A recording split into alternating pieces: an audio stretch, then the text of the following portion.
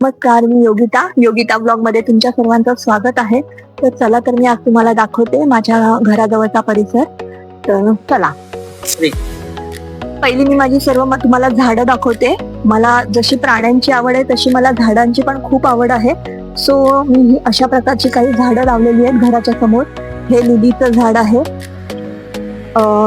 हे गुलछडीचं झाड आहे. हे आत्ता गेल्या शनिवारी आणलेलं आहे, त्याला लावायचं आहे. इथे बाजूला हा कागडा आहे. कागड्याचे पण माझ्याकडे 2 प्रकार आहेत. एक आहे सफेद आणि एक आहे कुंदनचा कागडा तो. तर हे बघू शकताय, या लिलीला कशी छान फुलं फुललेली आहेत. ही लिली आपण हारात वापरतो ती ही लिली आहे. त्याच्यानंतर हे इथे असं कोरफड लावलंय. कोरफडची पण 2 झाडं आहेत. याच्या आधी माझ्याकडे भरपूर झाडं होती पण ती मेली, पण आता ही मी परत नवीन लावलेली आहेत. तर ही अशी सर्व मी लिलीची झाडं लावलेली आहेत, इथून अशी सर्व घराच्या समोर.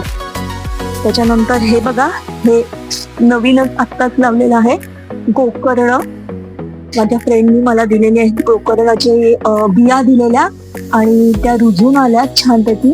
तर माझं असं म्हणणं आहे काही वाढल्यावर मी त्यांना ह्या अशा पोलवर त्यांना चढवेल, पण जेव्हा वाढतील तेव्हा.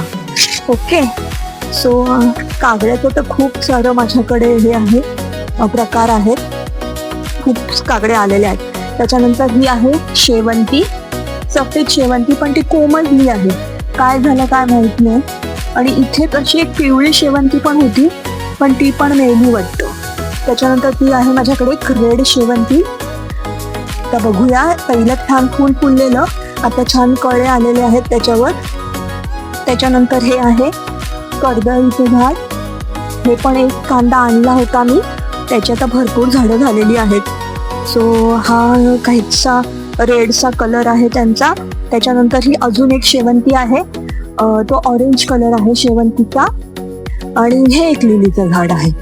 तर त्यांना पण कळे आले, छान फुलं आले.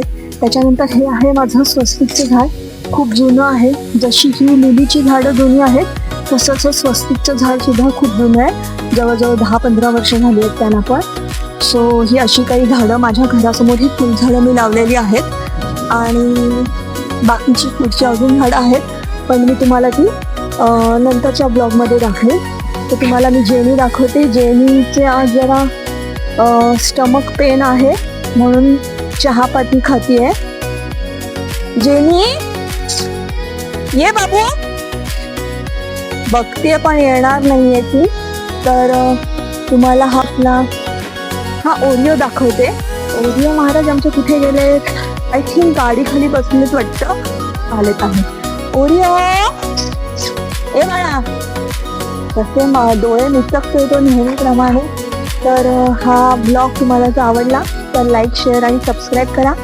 कमेंटमध्ये मला नक्की सांगा का कशी वाटली माझी झाड. थँक्यू.